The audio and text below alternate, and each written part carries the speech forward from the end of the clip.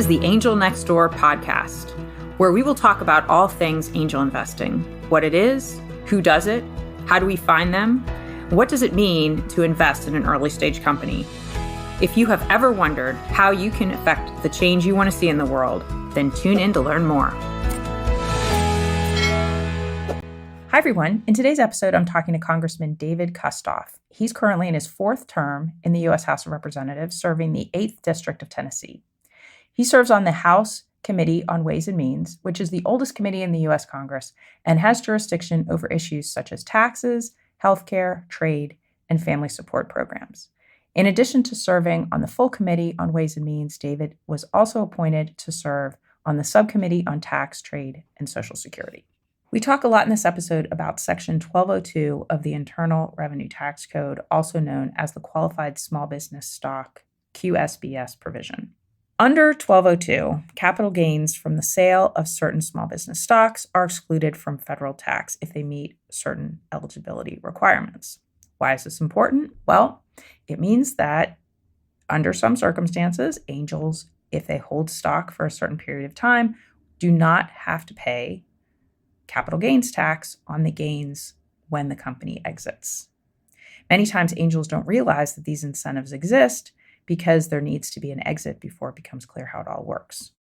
In this episode, Congressman Kustoff talks about the bill that he introduced last month, the Small Business Investment Act of 2023, that if signed into law will expand Section 1202 QSBS eligibility to more businesses, make it easier and cheaper for businesses to raise capital, and give businesses more flexibility in their financing options.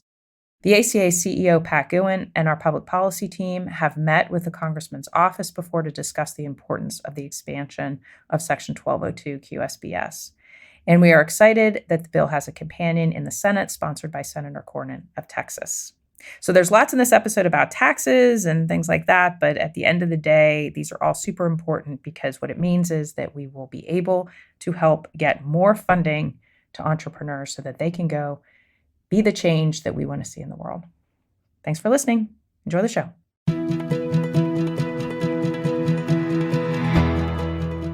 Congressman, welcome to the show. Thank you very much. Thanks for having me today.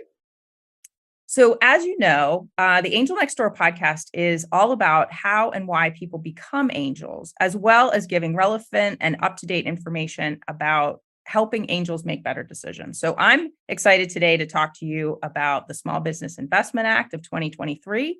But before we get to that, how about if you just start by telling us about your personal journey to Congress and what prompted you to run? Well, good. Well, first of all, again, thanks for having me on the podcast. Actually been looking forward to this all week. So, a few things. I am now. This is my fourth term in the United States House of Representatives, and I was elected in 2016. Previous to being elected, I had been a lawyer in the Memphis area. Had been involved with the local Republican Party. Had the real honor of chairing statewide presidential campaign in Tennessee for then Governor George W. Bush in 1999 and in 2000. And then had the honor of serving as the United States Attorney for the Western District of Tennessee under President Bush. So that was nominated by the president, confirmed by the Senate. I went back to my private law practice after my term as U.S. Attorney. My wife and I, Roberta, we have 2 children. This is during the Obama years. And, realize we're really concerned about the direction of the country and where it's going. Were we going to be a generation of parents that could give to our children the same country that we got from our parents and our parents got from our grandparents? A real concern, a lot of the concerns that people have today. So there was a vacancy in this congressional seat, the 8th Congressional District of Tennessee. My predecessor, Stephen Fincher, decided that he was going to retire and leave Congress.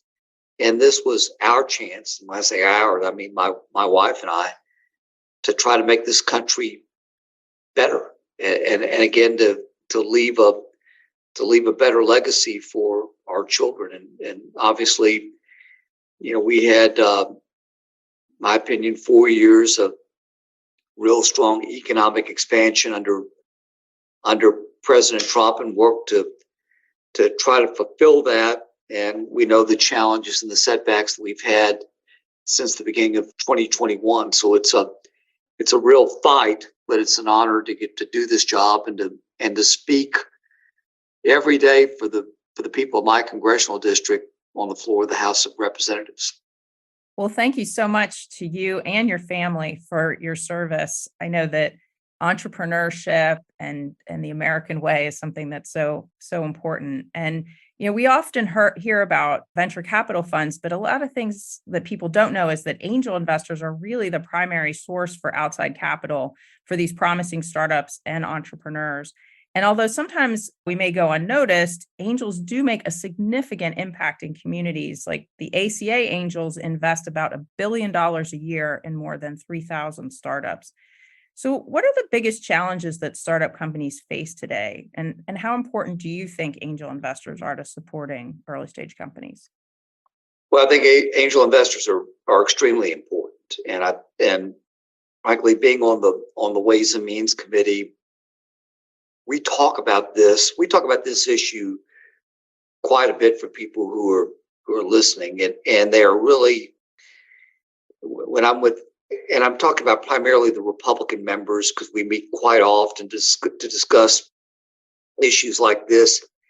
We do really deep dives. So I guess to kind of roll back to what you asked me a moment ago, maybe if I can talk about my district and how that applies. So my district, Marcia, from the 8th Congressional District of Tennessee, it's the suburbs of Memphis. And then a lot of the rest of it is fairly rural, outside of Jackson, Tennessee, maybe a few other cities. So just to kind of put a cherry on top of it, my district is headquarters to International Paper and FedEx, but you do have a number of startups. You've got a brand new electric vehicle plant that Ford will be operating right in the heart of my district, and it's the largest agricultural district in the state of Tennessee. So it's got a lot of different things going forward, and frankly, from a business standpoint, a lot of diversity. So when I'm traveling the district, I hear a lot about inflation, certainly from small business.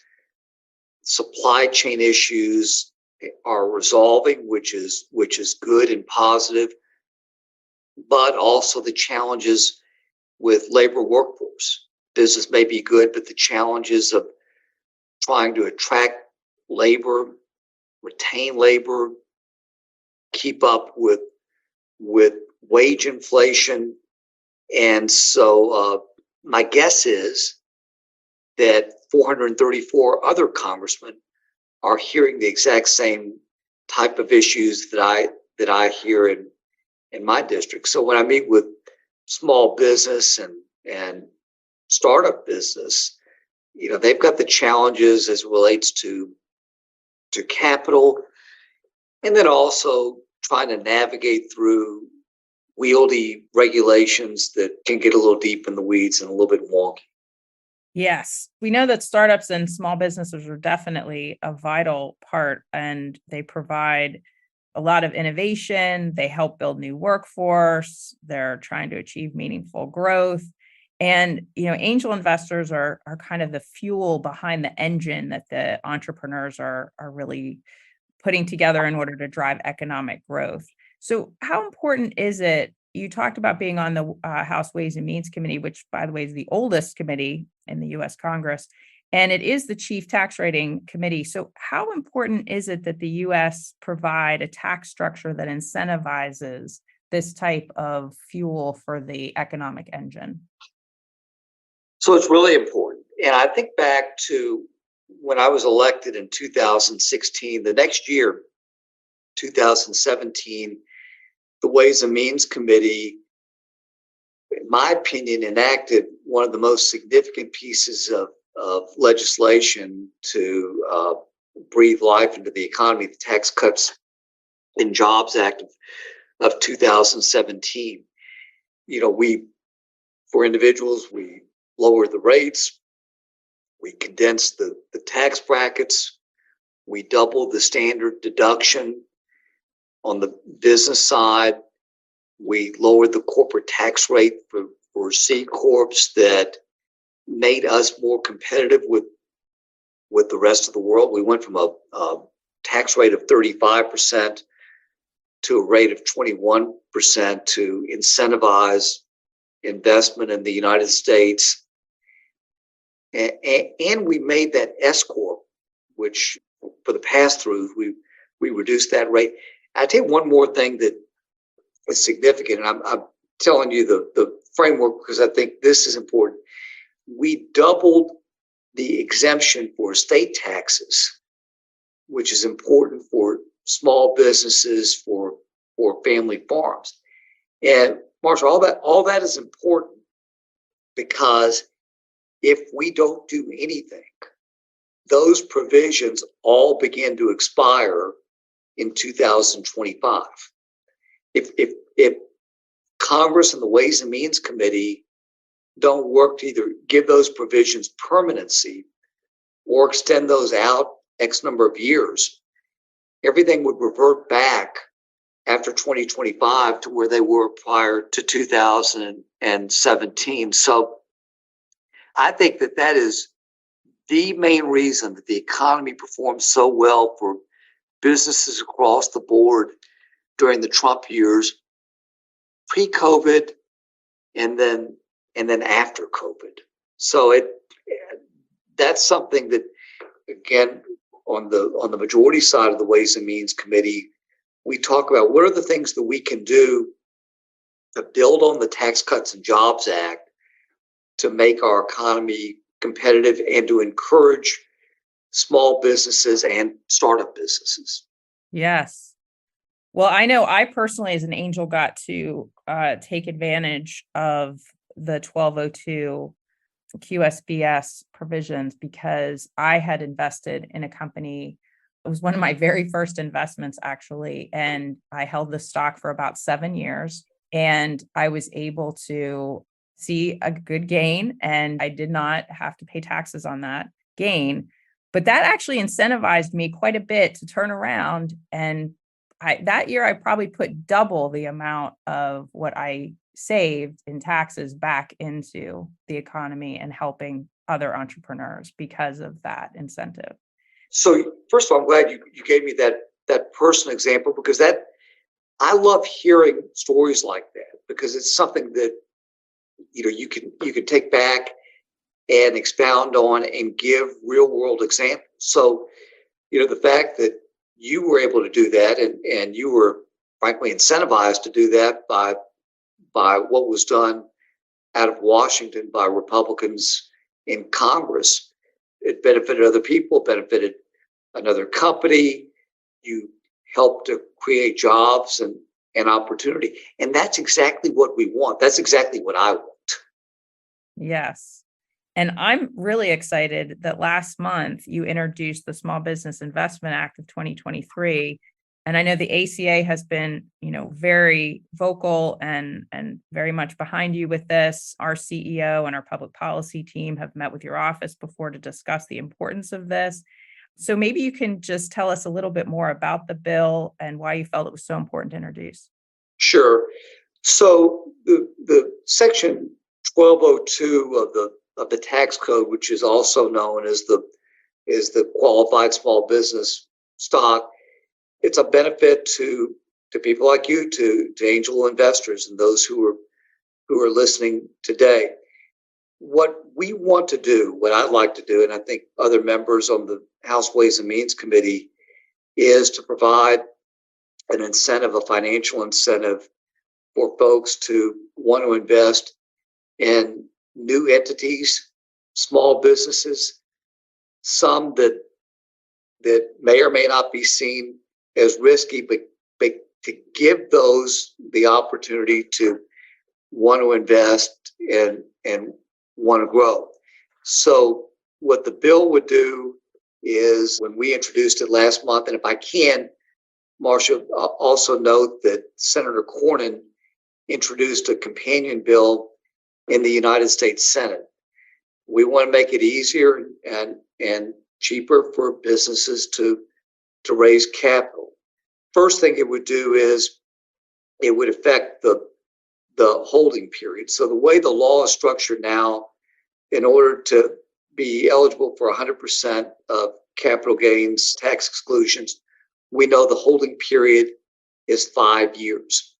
So one thing that this bill would do, it would give a phased approach. So investors would be eligible for a 50% exclusion after 3 years if they needed their money sooner. After 4 years, 75%. 5 years would be 100%. And I think by doing that, it gives eligible businesses the ability to raise capital more easily. Frankly, it makes it more attractive for investors, while maintaining an incentive for investors to keep their money invested. Also, by doing that, by changing this holding period, you're really talking about expediting, if you will, the recycling of capital and talent. And so I think that makes the capital allocation a little bit more efficient, if you will. The other thing this bill would allow the ownership of convertible debt to count towards the required holding period. And to me, I think that is a big deal. One last thing, if I can mention, the bill would expand 1202 eligibility to S corporations. So right now, the way it's structured now, it's only for C corporations. This would make S corporations eligible. And so I think that's a lot of benefit. And again, having a companion bill in the United States Senate where they can track, maybe not at the same time, but they can track. I think that shows interest, obviously in the House of Representatives and in the United States Senate. Yeah, I'm very excited about it. And thank you so much for championing this legislation. And I'm excited that Senator Cornyn has a companion bill. In our last few minutes together, what are the next steps then in the process in order to get this great bill signed into law? Right. Well, so let me, if I can, talk about the House for just a moment. So the bill obviously has been assigned to the Ways and Means Committee. That's important. I do want to note, in the House, got a really good co-sponsor, Congressman Brian Fitzpatrick of Illinois, who is also on the Ways and Means Committee. He's part of one of the leaders of the Congressional Problem Solvers group. And as I mentioned, on the Ways and Means Committee, we're talking about it now. And so my hope is that we can get some movement on it this year. I think that's important because I realize, I think everybody realizes that we've got a presidential election coming up. And to me, when we have these presidential elections, we have a situation where the window closes to do some of the big things. So the fact that we're talking about it, I don't want to say that it's going to come before the committee in the next several weeks or in the next month or so, but I think it's on track to move. In the United States Senate, I mentioned obviously that Senator Cornyn has introduced it in the Senate. I probably have to defer to him. It will need to go through the Committee on Finance, but we're in communication, and like I say, I like the way it tracks. And as you know, and you can appreciate, sometimes in divided government, it's tougher to do the big things. But the fact that we're in divided government may give us some opportunities to try to move this along, hopefully sooner rather than later. That would be great. Well, thank you so much, Congressman, for coming on the show today. Really appreciate your time. Good. Thank you for having me. I appreciate it. It's good to talk with you and to get to visit and welcome questions from anybody who is listening. Feel free to reach out to our office. Hey, thanks for listening. To connect with me, visit my website at marciadawood.com. And if you're looking to learn more about investing in the changes that you want to see in the world, sign up for Ann and Bill Payne's ACA Angel University classes. You go to angelcapitalassociation.org, all one word, to find out the schedule. Many classes are offered, everything from the angel investing basics, fundamentals, risks, due diligence, term sheets, valuations, returns and portfolio strategy. And for a deeper dive, there are advanced classes which include capitalization tables, startup boards, and exit strategies. If you're not already a member of the Angel Capital Association, you can become one for the low price of $295 for the year, and that will give you unparalleled access to discounts, free webinars with a huge archive of content, networking opportunities, and much more. We'd love to have you join us. All content for this website is informational and not intended to serve as legal, tax, accounting, or investing advice. Well, Marcia, that's me, does serve on the SEC Small Business Capital Formation Advisory Committee. My views are my own and not the views of the SEC or my fellow colleagues on the committee. Our speakers and hosts are thoughtfully selected for their educational value, but their opinions are their own and do not necessarily represent the views of the host, me, or the Angel Capital Association, and neither specifically endorse the use of presenters' products or services. Listeners of the podcast should consult their own tax, investing, legal, or accounting advisors before making important financial decisions. All warranties, including accuracy, completeness, and suitability for specific purpose, are disclaimed.